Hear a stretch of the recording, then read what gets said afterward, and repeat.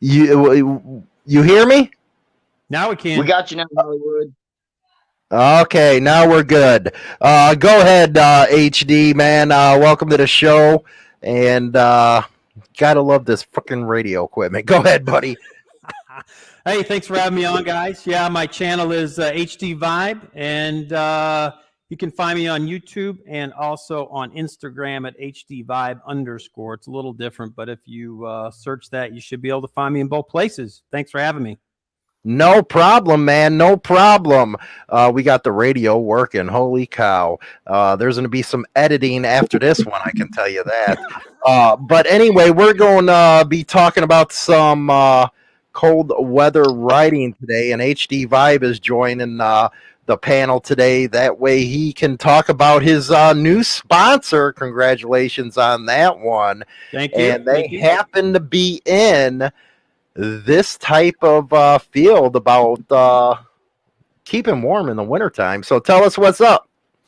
Yeah, so I'm working with a heated gear company, and I'm going to release a video on Thursday night that will give everybody a link to some great pricing on a heated jacket liner, including the heat control, as well as the connectors into the bike. And obviously it's applicable to any motorcycle.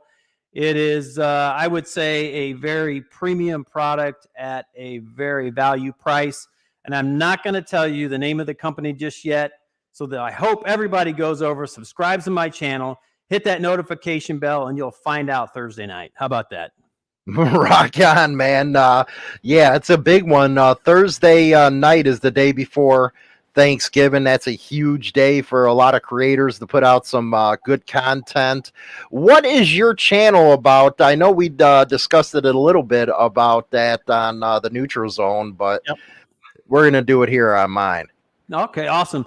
Yeah, so it's really rides, reviews, installs, tips, tricks, information about Harley Davidson, motorcycling in general, rides, and yeah, that pretty much covers it. I mean, I'm a cycle enthusiast. I'm involved in riding with a group here in the St. Louis area, not a club, but a group. I'm a ride captain for them, and I'm also I'm actually going to start going down the path of actually being a Harley Davidson Ride Academy instructor. So I'm going to go through the Missouri program here starting in sometime in the spring, and then I'll go through the Harley Davidson training, and then I will be actually, if all goes well, I pass everything, I'll be an instructor at Gateway Harley Davidson here in St. Louis, Missouri. Oh, congratulations on that one, man. What got you thinking about being a ride instructor? Well, I think it's really about, and really what my channel is about is trying to give back a little bit, give back some nuggets of information. And, you know, I went through the basic rider course at a Harley Davidson dealership, another one here in St. Louis. And, you know, my riding, I think, has progressed through training and just being on the road a lot and doing a lot of slow speed skill work here in the St. Louis area in classes and practicing with Motorcycle Safety Foundation instructors. And, you know, I struck up a conversation with the guy that runs the program at Gateway over the summer. And actually a week or two ago, he called me up and said, hey, we'd love you to join the crew. And what do you think? So I'm going down the path, and we'll go from there. What kind of angle are you going to be taking as an instructor? Are you going to be more into making sure you get newer riders into the program? Are you going to take extra special attention to them, or are you going to throw all your attention to everybody at large? Yeah, so the program itself is actually for the person who's thinking about becoming a licensed rider in Missouri. So essentially, if they complete the written portion, they get a permit in Missouri, and they successfully complete the course, they'll actually, that qualifies them to get an M endorsement on their Missouri license. So then they can become licensed. So it will be really aimed these courses at the beginning rider, someone who's just getting into riding. And then hopefully I'll progress from there, because they do offer more advanced courses as well, and hopefully go and do that as well. What other advanced courses are they offering? The ones I know here in Illinois are like a 2-day deal, but I haven't heard of the advanced one. That must be something new down in Missouri. Yeah, so it basically takes what you learn in the beginner courses that you qualify for your license. So at least here in Missouri, you use the bikes that, in this case, the dealership, I think they're the 750s or the 500s that they have at the dealerships, that are all have the crash guards and everything, so you can't tear them up. But then you go beyond that and you kind of redo a lot of that, and you learn some new skills on your own bike. So you're basically learning how to ride your bike instead of a very small bike. So if you've graduated up to a touring bike after a while, you do that. It gets a little more complicated in terms of working on a lot more tighter turns, emergency stopping, emergency swerving, and all this stuff really to keep you safe out on the road, but you do it in a controlled environment. I have to say, it is awesome seeing these new rider courses, and especially Harley Davidson getting behind it. When I first started out, we didn't have any of this stuff. It was jump on the bike, learn how to do it, and if you hit the pavement, ate asphalt, man, that was on you. There really wasn't any big rider courses back then. It's something that in the last 5 years has really taken off, I think. And I think it's brought new riders to the scene as well. Yeah, I would agree with that. And a video I just put out this week was talking about, when we talked about on the show last week, Hollywood, just kind of the results of Harley Davidson. And one of the interesting facts that I bring up in that video I put out on Thursday is really talking about the increase in people participating and completing the Rider Academy at the Harley Davidson dealership. So they compared 2019 to 2021 through September, and they've had a 20% increase in people completing that course from 2019 to 2021. So I think there's huge interest in getting out and riding motorcycles. And I think it really spans the gamut of the female riders, the younger riders, people that are now older and feel like they have the time to ride bikes. It's really across the board. How many? What was the increase you've been? Now that's interesting. What's been the increase of women riders into the sport? Because a lot has changed. A lot of thinking has changed as far as women on motorcycles, and that was a very interesting thing that I'd like to hear about right there. Yeah, I don't know. They didn't quote the specific facts, but I will tell you, the group that I ride with, we have 400 members of our ride group. And I would say, on a given ride, we'll have anywhere from 30 to 70 bikes that will go out on an organized ride. And, I've been with this group for about 5 years, and I would say we see steadily increase in the number of women riding their own bike. And I would say, on a ride, we'll probably have 15%, and that's a small population, but riding with us in those group rides. Do you think that's Harley Davidson behind that with its effort with these motorcycle schools, bringing in more females? Yeah, I think obviously they have to expand the reach, right? You can't just have guys riding motorcycles. And I think, again, with some of the reach that Harley Davidson is trying to do with the YouTube community, they brought out a lot of female YouTubers. Queen Sit, who's from St. Louis, she's been doing a lot of stuff with Harley Davidson as an ambassador. Her Two Wheels, I think, was just out somewhere with Harley Davidson riding the Pan American around. So I think they understand that they have to expand beyond what their normal base is in order to be a successful company and move it forward. Is the riding school given any education on winter riding? It does not. It's pretty much your basic skills, how to start, stop, use the brakes, what's the clutch, just the basics. I think you actually have to do a U-turn in a 27-foot box is probably the most difficult thing, and that's really the Missouri licensing requirement. So, as it relates to winter and kind of those, or either winter or wet riding, or conditional riding, it really doesn't cover that. It's really working in the parking lot on some basic skills and enough to qualify you to pass the Missouri licensing requirements. So, yeah, once you get through those courses, there's a lot of self-learning that you need to do to be really comfortable out on the road.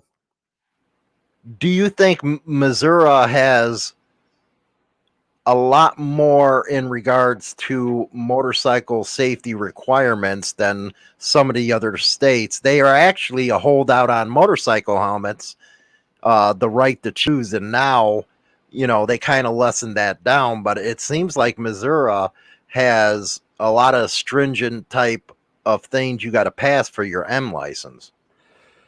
Yeah, I can't speak to what the requirements are in other states. I mean, I have seen, again, on YouTube, some other people practicing, I think, pretty similar type skills that they need to pass the courses. Although from what again, this is sort of anecdotal information, but from what I've seen on YouTube, a lot of times people will just practice on their own and pass the test, where I would say in Missouri, if I didn't take the course at the local Harley Davidson dealership, I don't know that I would have been able to pass it. And I started riding, and we didn't get into this last time, but I started riding when I was a kid. I rode dirt bikes, and then I took off a really long time. My kids got older, life changes, and then I bought a motorcycle again and started riding. But I don't know that I could have done it without taking the course. Well, that's a testament to Harley Davidson really putting the effort in to educate new riders, if you will. We had one question from, let's see here, and this is kind of on a financial one. Yeah. Nicholas, their sales would go boom if they made their payments around $99 to $150 a month. If you want to address that real quick, yeah, I mean, I think your payment can be anything. If you want to finance it over about 25 years, yeah, you could probably have a $99 or $150 a month payment, or depending on how much money you put down, obviously. But I do think if you look at the price point that the Sportster S is coming in at, granted, it's sort of outside the realm of sort of the normal Harley Davidson motorcycle, but the price point is very low. And I would also say, looking at the Pan America, for what you get at around, I think they're coming in the base model around $20,000, which relatively speaking is probably, in the mid range. And it's certainly much less than sort of other adventure touring bikes. So, I think they're trying to do what they can, but the other challenges that they're having right now is supply chain, and everything's costing them more to build those bikes, to transport those bikes. And they're actually, unfortunately, having to pass on from the motor company to the dealerships a 2 to 5% surcharge right now. And CFO in the third quarter earnings release talked about that, and said that's not going to cease anytime soon, and probably going to continue at least through 2022. Well, you know what? Let's answer that question before we get back to winter riding. What do you say to all those people that say Harley Davidson is just, we hear that argument all the time, Harley Davidson's just too overpriced.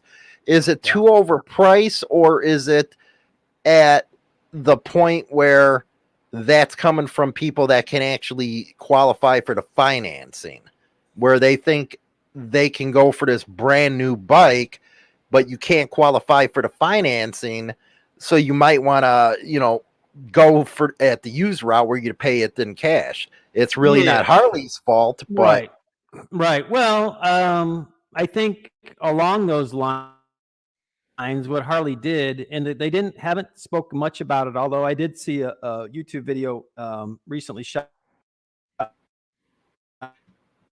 program where they essentially have bikes that have low mileage that they can sell to a potential buyer at a lower price. They can for sure finance them through Harley Finance and give a decent rate. Again, it depends on your credit situation, but I think they're trying to do that as a way to get people introduced into Harley Davidson at a lower price point.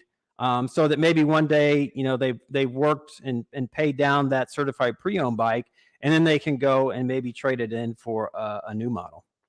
Rock on. Well, I'm gonna go to the rest of the independent riders. So they got questions for HD Vibe. We'll be right back. Add the Insane Throttle TV app on Roku now. Get content not seen on our other platforms.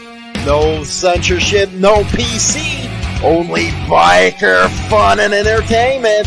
It's hardcore. Again, go over to Roku TV and add the Insane Throttle TV app now.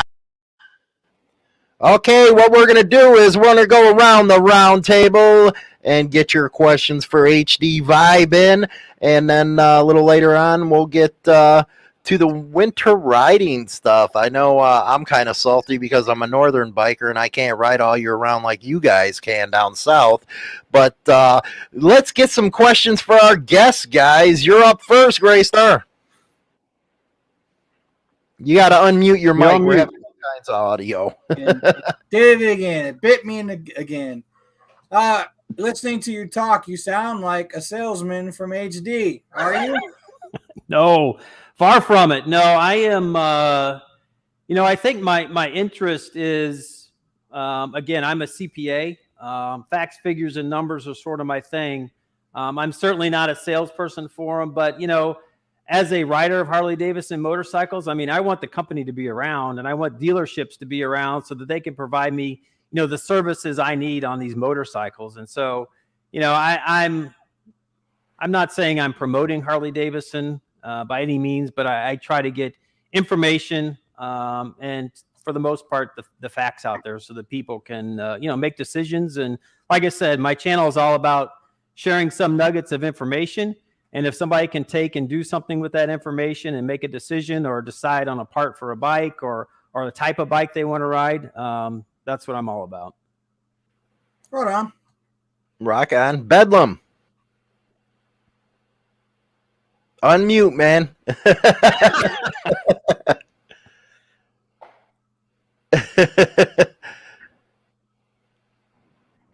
There you go. Yeah, when it comes to the number crunching on these bikes, I only got one thing to say. You're paying for your paint job. You're paying for all the stuff that's added onto these bikes. That's why they're so high priced. If they did them all plain Jane, you know, to where you got to pick what you wanted on them, those prices would drop, guaranteed. That's what it's all about with HD. You're paying for all that high-priced bullshit that goes on the bikes, period. Yeah, I mean, I think that's what they tried to do with you look at the Electroglide standard that I think they brought out in 19 or 20, and it was basically a touring bike that was stripped down, that didn't have the radio, didn't have everything, came out with one paint color. I mean, you couldn't make any choices necessarily, but I think it was. Well, that's the thing. I mean, if I bought it off the shop or off the floor, cheap as dirt, you know, with just frame and engine and wheels, I could roll it into somebody else's shop, get the paint scheme I want, right, and whatever else I want to add to it on a cheaper basis. Yeah, no question. Tell us how you really feel, Bedlam. That's how I really feel. I mean, trust me, I come from an HD family, man, but I just don't agree with what, you know, their high prices on their bikes. It's ridiculous. Buy a victory. Just saying. Buy a victory. Here we go with the victories. Well, yeah, okay, go out buy an Indian. Okay, go out and buy. You know, I could go out and buy 20 different types of bikes and still, you know, still be in the same boat if it was brand new. All right, Dark Soul, you're up, man. Unmute your mic. I think this mute button's going to get all of us and stuff. Hey, hello, everyone out there. I'm doing this from my phone, so I'm not able to respond chat-wise to y'all. I know a bunch of them are out there saying hello. But to what Bedlam was saying, yes, I bought a bike that, you know, got me all the way, the looks and stuff, and I got pulled into it, but I'm going to tell you, since I had it, I wouldn't trade it for the world. It's been the best bike. But as far as price point, I just went and looked at a Goldwing, a brand new Goldwing, fully loaded out. It was $39,000. Yeah. So it's just as much as the Harley. as far as the price point, from compare it side by side and stuff. Yeah. Yeah. And to what we was talking about on our last segment, not the last segment, but going out over the road and traveling these long distance and stuff, it don't matter what bike you are doing, that hard miles and all that, they're going to break down in one way or another. And you're going to have the money to fix it. Okay, So, Darcel, 2 years ago before COVID, would that Gold Wing have been 39 grand? Or would it have been like 25? 32. I looked at it. Okay. I looked at it before I pulled the trigger on my bike. I looked at a Gold Wing. It was 32.9 before taxes and extended warranty. Wow. Yep. You're up, Jay, man. You got a question for HD Vime? Well, that's because the Gold Wing is totally everything on it, everything you can imagine, so all your Apple iPod crap and all that stuff. That's why it's so expensive. But anyway, I see you sitting on your bike. What do you got there, and how much have you got into your accessories? Well, this one I'm sitting on right here, this is my 2019 Road King Special. I've had this one for, I guess it'll be coming up on 2 years. I've got, I don't know how much I have in accessories. I probably don't even want to know because Ms. HD Vibe might get mad at me, but it is. I mean, it's, you take the base bike and I've changed the fuel caps to flush mount. I've changed the mirrors out on it. I've changed shift linkages out. I added the wind splitter because the Road King Special doesn't come with the windshield. And I'll be honest, I rode it the first time without the windshield and got up over 50 miles an hour. I was like, holy crap, I can't do this. So I had to go buy that. I upgraded all the lighting to LED, custom dynamics. All of them are now. And they're actually a good supporter of my channel as well. So that's helped out with some of that, but it's little stuff here and there, and it all adds up. You're spending $1,000, a couple thousand, whatever on accessories. And I haven't done any motor work to it. This is an M8, and I did have the sumping issue with it going across from the primary to the transmission. So they had to put the vent kit in it. And I've had no problems with it since, but I was a little leery of doing any engine work to it, like cams or anything, just because I didn't want my warranty to be out if I would have any problems in the future. I did put some slip-ons on it. I haven't changed out the headers yet. I've done a lot of the headers and stuff like that on my Street Glide Special, but this one, engine-wise, is pretty much stock, no tune. I'm just running stock right now. What made you go to the Harley Davidson direction instead of, say, Indian, Honda, Kawasaki, Suzuki? Yeah, so like we talked on the last show, I do also have a Yamaha V-Star. So that was my sort of first cruiser bike that I bought when I kind of got back into riding motorcycles. And I love that motorcycle. But there was just something about kind of the Harley Davidson sort of experience and the brand of just being so iconic that it sort of drew me to it. And I wanted to get into a bigger bike for longer rides. And that's when I bought the Street Glide Special. And, once I experienced sort of the difference between the Yamaha and the Street Glide, granted, they're sort of apples and oranges, but once I started riding that bike, got to sort of experience all the things that kind of go around with the Harley Davidson. I don't know if you call it a lifestyle or culture or whatever, but there's just the dealership network, sort of the camaraderie of you pull up into a bike night or a parking lot and people just start talking about your Harley Davidson, wanting to know, just like you guys, what have you done to it? What have you added? What have you changed? What are you thinking about doing? All those sort of things, which, I mean, I don't know, maybe I haven't been around enough sort of the bike culture, but when I rode my Yamaha, it was just, it's a Yamaha. So, Right. we're going to go into the main subject right now. Again, HD Vibe, he's got a video coming out on this specific subject on his channel. You guys go over there and subscribe. It is winter riding. And let's go to the panel. Let's start with Gray Star. What are some of your thoughts about winter riding? Well, I think as long as it's not snowing or raining and the roads are dry, ride like the wind, man. I mean, just bundle up.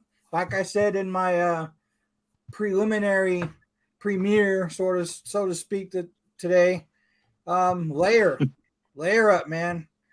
Put some winter socks on, put some thermals on. You know, I bought a baklava. I don't know how you pronounce it. I think that's how it's pronounced. When I rode out to Oregon in March, because it was a cold bitch in March still, but I rode out there by myself, and I got that thing, and it really helped. So, and looking at technology now, like HD Vibe is saying, this new company that's coming out that he's going to premiere on Thursday. Man, technology has come a long way, even with winter riding. So there you go. Bedlam. I'm old school, man. Throw on the long johns, throw on the leather chaps, throw on the full face helmet, you know, a couple pairs of gloves, and go about my business. You know what's funny? I don't think the younger generation even know what chaps are anymore. Probably not. That's what I got, and I make sure, I just make sure my chaps are longer than. Well, you got to get insulated chaps, like the removable insulation ones that you can wear year round. But yeah, that's all I wear, man. I don't go with all that heated gear stuff. I mean, to me, it's just more of a selling point to a lot of these other companies. They're making profit when you can just go to your general store and pick up some extra shirts or an extra pair of jeans. I would say remember the old Dickies, man, we used to wear? Yeah. Dickies overall. I got a pair. You want me to get them? All right, we're going to go to what Dark Soul thinks. It's going to be a little 2-minute video for you guys. Here we go. Good evening, Insane Throttle and Independent Ryderz out there. Michael, talking aka Dark Soul, on the panel here. Going to be going over riding in the cold, getting your bike out and riding the colder temperatures and what you need to wear. The base thing to do is layer up. Start with your base layer, which I use thermal underwear. Some thermals, nice and close, nice and tight to your legs. Now I do have a heated set. They're in the wash right now. That plug into my bike, and they're thermals. That's my first layer. Then my second layer will be, a pair, some jogging pants or something. They're pretty thin themselves. And then if it's too cold, real cold and everything, then I'll put another pair on top of that. Then I got my jeans on top of that.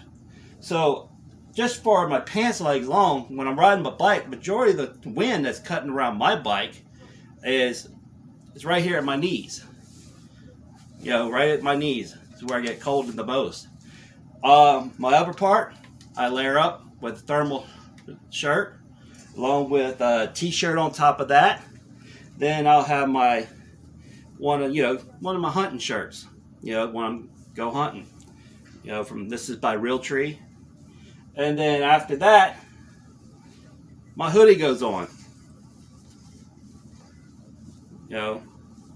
Goes on that, and then I have my coat goes over top of that. And as far as my gloves, I got my leather gloves. Now, these are my thinner ones. I do have a thicker set. But I majority ride with these. They do really well. They cut the wind over pretty good. Also helps that I got heated grips that I use in very cold temperatures. But like today, it was 34 degrees. Went out for a little drive. Nice and sunny. Blue skies. So it was great. Hoodies. I wear this one. It goes around my neck, up around my ears. This goes right over top of that. Then last but least, my helmet. A full face helmet keeps the wind, and of course, you got the vents. You need a little bit more air coming in. Just crack it open a little. So this is the base of my riding gear when I go riding in the winter. I get started out about 2:30, 3 o'clock in the morning. That's what time I got to be at work. Have a nice, good 20-minute ride. This is what I wear when I go out. Ah, look at you, Dark Soul. You know what? I'm gonna name you Eskimo, man. You're dressing up like an Eskimo. You don't screw around. Holy cow, man! But there was no modeling. Oh, I have the quick throw up and throw together, but that's just another thing. The other part I forget to leave out is your movement. You got to be able to still move around and not Can be ya? really all full. Put all that on, can you? Really? Look, I did. There was one of the items I didn't have out there, and I do have heated thermals. Okay, they were getting washed, and I wear them for work too. Because there's a He would. Hey, J Bedlam, Man, don't knock it. come on, Don't J knock Man, it you're till you try out there. You're a wuss. Heated I would thermals. say, What when this you're mean? out there on those pads and they're up in the higher elements, man, I'm gonna tell you, I didn't buy one for a couple of years, but after a while, I don't complain about them no more, man. I mean, the price is not that bad either, man. $140, The closest I get to heated thermals is throwing my lawn johns in the dryer and letting them run for a little bit before putting them on.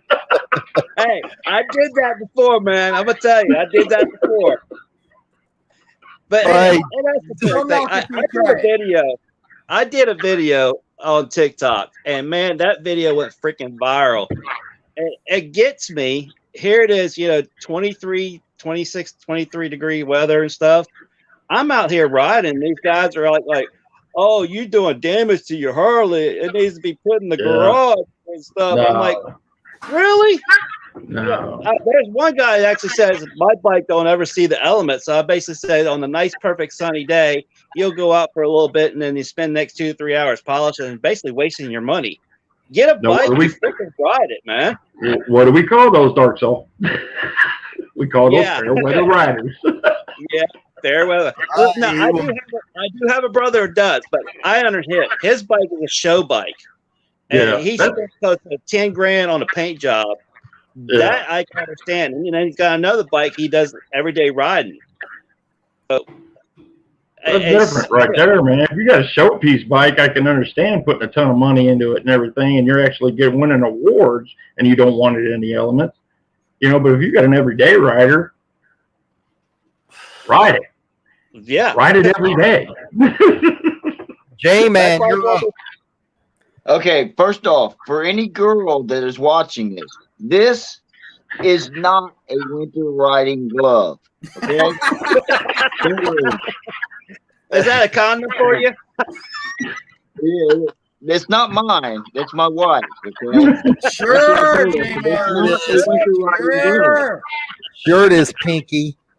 Hey now, watch yourself. I know where you live in Hollywood. I'm like Bedlam. I'm an old school guy. Till 2 years ago, I rode, just like Bedlam, layered up. Got my 2 pair of chaps. One is, for night riding in the winter. One is for night riding in the summer. I had my gauntlet gloves. There we go. And then for real cold weather riding, Anonymous Biker USA, he did a video on some gloves like this here. They are Kimomoto, and they are so good. They make your hands sweat in 20-degree weather. I could not believe that. But anyway, back to the story about the 2 years ago, I never had any heated gear. My daughter gave me a jacket, and that's been the best heated thing I've had in my life. But yeah, it's later. You got before I go to HD Vibe, China Doll, my co-host on the Morning Hoot, asked Dark Soul, what happens if you have to pee? It's a pain in the ass.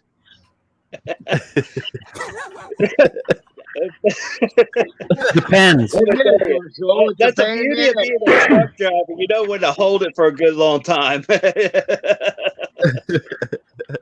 HD, how about you, man? How you stay warm? And do you usually go year round riding, or do you like my punk ass that just keeps it in the it's storage time? Screw that. I'm too old for this shit now.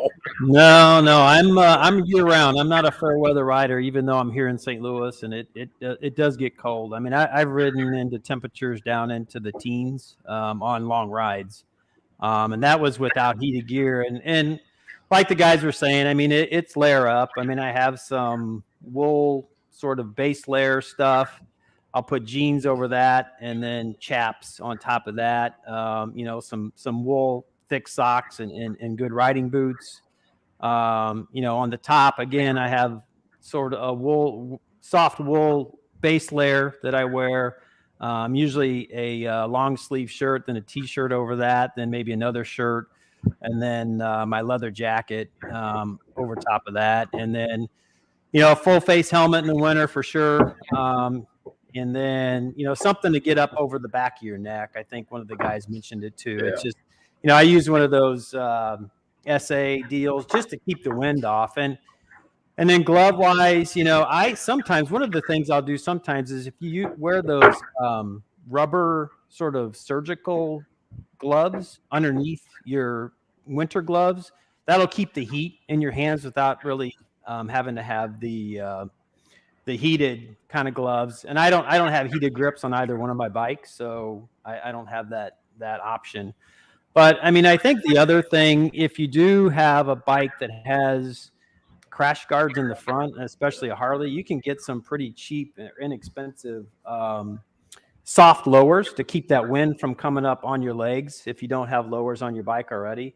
And that certainly helps. So I think it's layering, and then it's really covering up any exposed skin, because as we know, you ride, I mean, starting at 50 degrees, you actually get wind chill at 50 degrees. So that temperature can drop depending on how fast you're going. If you're going 70 miles an hour, I think at a wind chill rate, I have a chart here actually.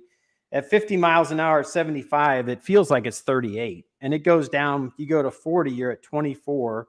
At 30 degrees, you're at a 9-degree wind chill. So it gets pretty cold. So keeping that exposed skin covered completely. The other thing I would say about a helmet too is making sure that if you do have that full face, that it's pretty tight around here so that you don't get that air coming up into your face or around your neck and getting cold. And then obviously, if you want to go the heated gear route, which I really haven't done until now. And so I'm excited to see what that does. But, it definitely, I think, can keep you a lot warmer, especially just a jacket liner itself. I mean, you can keep your core temperature up.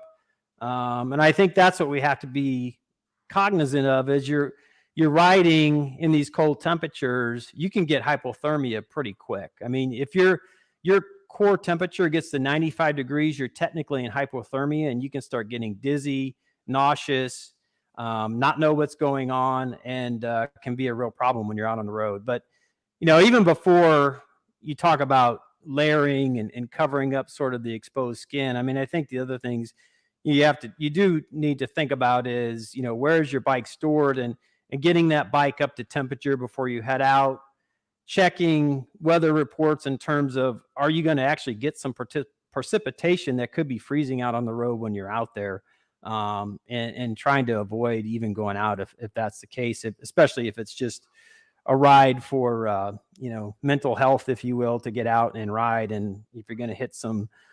precipitation that's going to freeze on the roads, obviously that's not great. I think also on the basics on the bike too is, as we all know, the tire pressure in your bike tires will go down as the temperatures go down, depending on where your bike is stored. You can drop 10 pounds, and that can extremely impact how your bike handles on the road. So again, getting back to basics and doing that, checking your bike, checking the fluids, and checking more importantly, in the cold temperatures, the air in your tires. Rock on. Hey, don't worry about mispronouncing stuff. I'm the king of it. I booted freaking English language over here. Here is we got a guest here, and it is China Dow. How you doing, China? You know the best way she stays warm is just ducking behind me. There you go. Well, yeah, why not? It's the best way to do it. It's easy. We got a question. Hold on a sec. We got a question for the round table. I have Renard's.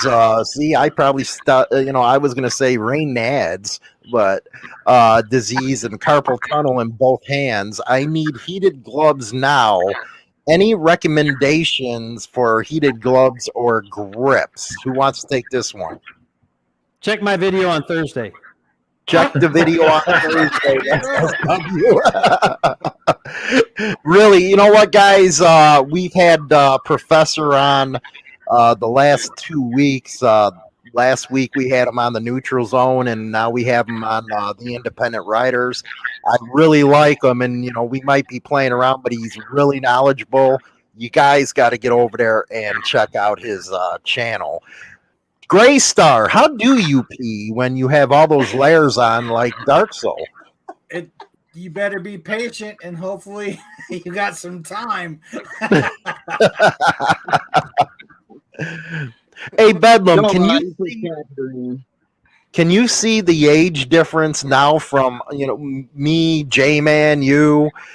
The age difference on how we used to handle cold weather riding compared to what they do now? Yeah, you put your bike away sooner. Damn right. Damn right. And here's why, guys. When I was younger, of course, everybody knows I was with the club. We rode all year damn round, and half the time I had purple hands, purple toes, purple noses. I did my time, so all you guys can pull my pecker, okay? Well, you didn't even let me finish, man. Come on. I was gonna say, okay, a lot of us old timers, we put our time in, doing the cold weather thing, and we still do it on occasion. I ain't gonna say a lot of us do it all the time. Unlike Dark Soul, I mean, this guy's still doing it, on a daily. But I do get out when it's cold out, when I feel the need that I got to get away. But that's about it, But and as far as answering the question in regards to the gloves and so forth for heat, there's way too much on the market. That's somebody, in my eyes, you'd have to actually go through and look to see what you're looking for, before jumping on something like that. I'd go to HD's video and And I got one other. Hang on, Gray Star. You wait your turn. You already had your turn. You're in the back. I'm not done. And I wanted to mention, Rick was saying about the tire issue. Wouldn't that, say like you got, 3 feet of snow or less, maybe 12 inches, say a foot of snow. Wouldn't that tire issue really become a better problem? Especially if you're on a cruiser? Mm-hmm. Well, that's a question, I was going to ask on the next round, but how does your bike react to cold weather compared to regular riding weather? Yeah. Go ahead, J-Man. You were raising your hand. Go ahead. Your fork oil is going to be slower to react. Your shock oil is going to be slower to react. Of course, your engine oil is going to get heated up normally due to the fact that the engine's warm. The transmission, again, you're going to be fine there. But handling is going to be an issue. Mm-hmm. One of the other compound's going to be harder too. Exactly. Go ahead, China. Okay, now see, at the gas station I work at, we sell these hand and foot warmers that no, seriously, they're like cold air activated, and you like shake them and you stick them in your gloves or you stick them in your boots. Do you guys ever try those? Yeah, they work. They work well. Yeah, all the time. Do you guys think they work well? Yeah, I do. I use them all the time at work. I used to use them for hunting. So yeah, a lot of the people at the gas station, they either do it for hunting or we have construction workers that come in, like that do the road work and whatnot. And they use them all the time and they swear by them. You put them in your boots, you put them in your pockets. Yeah, they work great. I love them. Hot hands or something like that. Yeah, they're hot hands or hot feet or something like that. I think those bikers that actually ride in cold weather, I think another thing why we do it is to tell Mother Nature. Yeah, you know what? You can keep that finger to yourself. You live in Utah where it's hot. Shut up. Yeah. You might get a 40-degree weather. Come on now. Shut up. AHD, how does your bike react in the winter? Yeah, I mean, I would say, like J-Man was saying, the handling is challenging, right? I mean, especially, like I said, with all those, the fork oil, the suspension reaction, and then just tires being hard. I mean, the opportunity for your rear end to go out or your front end to get loose on you is there in the cold weather. And so it's certainly something to be aware of. And I think to probably ride maybe not in as aggressive way, especially when you're going into corners, and taking it easy. Well, I think I got SSW a little mad. It gets cold in Utah. You guys do not know cold. Shut up. It gets below zero here. Come to Northern Illinois. Shut up. I don't want to hear it. Come over here to Pennsylvania. Pennsylvania, Dark Soul. How about you? Yeah, it's a little bit more challenging. You basically really got to slow down. Just take your time. I've ridden coming across Highway 22 here in Pennsylvania. You'd be clear 1 minute, next thing you're climbing up and you're in snow. Just slow it down and stay in the fresh powder. Being a truck driver, the one thing you learn real quick before the 18-wheeler starts losing grip. You stay in the fresh powder, you got traction. Right. Well, you know, another thing that we didn't bring up is the don'ts when you store your motorcycle. When you go to store that motorcycle and you say you haven't started it, most guys like me, I won't start it all year until it gets warm again. But some people do make the mistake of starting that bike, especially here in Illinois, where we get that polar vortex from you idiots up in Canada. Thank you, guys. You give us that cold. It's like 20 below zero. You know, we appreciate that. Okay, you think 50's cold, okay? Come to minus 20. Shut up. Anyway. Don't start the bike. Hollywood. Really don't start the bike, because what you're doing, you know, I had this happen to one of mine where it blew a gasket. It blew a gasket right out. Let it run for 15, 20 minutes. What's that, J-Man? If you're going to start it, let it run for 15 to 20 minutes. Right. And are you storing it somewhere where you don't take it for a ride? Is your garage heated? Yeah, I got a heated garage. It's so heated, I'll put China Doll out there to sleep. So, I see that iron skillet getting warmed up, Hollywood. She's going to get it ready for you. Right? You're going to be sleeping with your bike in a minute. It's better than you. You keep yours in a heated garage, correct? What's up? I was asking HD if he kept his in a heated garage. Yeah, my garage is insulated. I do heat it when I'm out here working. But yeah, I don't know. The temperature in my garage probably never goes below 55 unless it gets if it's below zero here in St. Louis. Then it'll get a little bit down to 40. Yeah. Well, the old days when we didn't have the heated garage, every old guy knows we used to put them in the front room. Yeah. Bring the bikes in the house. I used to do it all the time. I used to bring my bikes in the front room. Yep. Dad's was in the kitchen.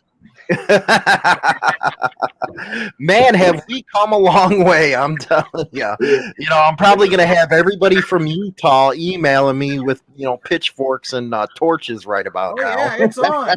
Trust me, it's on. That's what you guys get for liking the Oakland A's, you schlucks. Next week I will be in my A's gear. Thank you very much. Go Cubbies. Anyway. What's up, Bedlam? You got some thoughts? I know you do. You're over here saying, you know what? I'm good. You agree with Hollywood that Utah don't see any real cold. Where's that state at again? It's the state where they can marry 6 people. It's like a dream state for me. Yeah. Isn't that right there by Arizona and everything, where it's warm? Yeah, that's what I was thinking. People asking what they recommend for rain gear too. All right, yeah, let's get to that. HD, what do you recommend for rain gear? Well, I have Harley Davidson rain gear, so I mean it's basically a top, and then it's got suspenders for the bottoms, and then it's got straps that go underneath the boots to kind of keep all the wind and the rain from coming up. And I've tried some lesser expensive options, and they'll end up tearing or hit the pipes and melt or whatever the case may be. And the other nice thing about them is they do have sort of a gripper in the butt, so you don't slide off the seat when it gets wet. Mm-hmm. What about you, Jay, man? I know you get dressed up like one of them fishermen, man. I seen your stuff. Well, got the yellow rain suit. I had several pairs of rain clothes, okay, and I tried Harley Davidson. I ripped them. I did Milwaukee, and those ended up ripping too. But I got this set of insulated range clothes from my wife's work, and that has been the best rain suit ever since I got it. And then, yes, I do look like the Gordon Fisherman, but ahoy, maybe. And I bet Bedlam can agree with me on this. When it's raining out, all I have on is my leather. That's all I have on in the rain in the summertime. Man, that's all I got. And if I get a chance, I'll grab a bar of soap and get a shower in. You've been listening to school. We're going old school. What about you, Dark Soul? I got a rain suit, and I'm not paying the Harley Davidson price that they want for that suit. I actually, there's a leather shop here in town. She sells a rain suit that's pretty thick, and for $60, it's been the best set I have for 3 years now. Hadn't been wrong. Real good quality material, and can't complain. But like majority of the time, I only hardly keep it on the bike. It starts raining. The only thing I end up grabbing is my little face mask and let it rip. Yeah. There is a video out there. Came across 22, and there's a freaking deluge. Couldn't see no more than 5-10 feet in me, and I'm doing 60 miles an hour. Somebody recorded that. Okay, I saw that camera phone coming along the side of me, coming up on that road. And this is when I was on my my Sportster back in the day, and that don't really bother me much. Bye, China. I'm gonna get my ass whooped. All right, guys, we're gonna go to our final thoughts, and then we're gonna let HD close it up and talk about his channel and all that good stuff. Go ahead, Graystar. Final thoughts. Well, first of all, it gets below 0 here in Utah. Second of all, what, in the mountains at about 10,000 feet? Dude, that's what Utah is. You need to educate yourself. 2. I know you can have 6 wives. Do you got 6 out there? I'm working on it. The government says you can. Second, us that ride in the wintertime, it's a big FU to Mother Nature for making it too damn cold, like January and February with all the damn snow on the ground to ride. Third, if the roads are wet in the cold, don't do it. Just don't do it. Rock on. Bedlam. I ain't gonna say don't do it, because there's plenty of times when I've been caught in cold and wet and slick roads. If you're already out on it, you ain't got no choice but to get through it. So just take your time, watch turns, just slow down a little bit, don't use that clutch a little bit, use your braking on your engine a little bit by downshifting, and don't hit that front too much, that front brake, use that rear, especially when you're doing that cold weather stuff. If you hit a slick patch, you hit that front, you're gone. That's all I can tell you. So that's my I agree with Grace. I agree with Bedlam and stuff, but you got to realize I'll give you a prime example. You'll be at one point at 80 degrees, and next thing you know, you're going up in the Rocky Mountains and it's freaking snowing. You're prepared for it. You keep it on your bike and you prepare for it, and just take your time.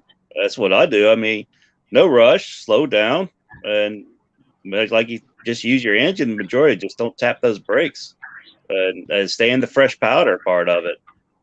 For those asking about Shaggy, Shaggy's got some personal issues he's dealing with. He'll be back. Go ahead, Dark Soul. So I'm like, from next month, I'm planning a trip to go down south. So I'll be down in the warm here in a couple of weeks, guys. So I'll make sure I send some nice sunny pictures to y'all. Go ahead, Jay, man. Well, like HD was saying, cover your extremities, check your tires, and make sure you know the weather. Like Bedlam says, watch out for the slick spots. Stay off of wet as much as you can. What else do I do?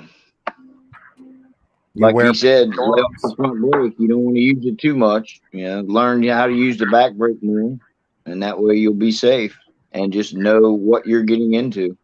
And don't wear pink gloves, guys. HD, you get the final thoughts. HD with the final thoughts. Final thoughts. Well, when it comes to winter riding, I think, use common sense. Know what you're facing out there. Dress for the conditions and ride your bike to the conditions. And like I said, subscribe to my channel. Find out Thursday a good heated gear option. And we'll also have they have some gloves, heated glove options. And I appreciate all of you guys come over and subscribe and check out my videos.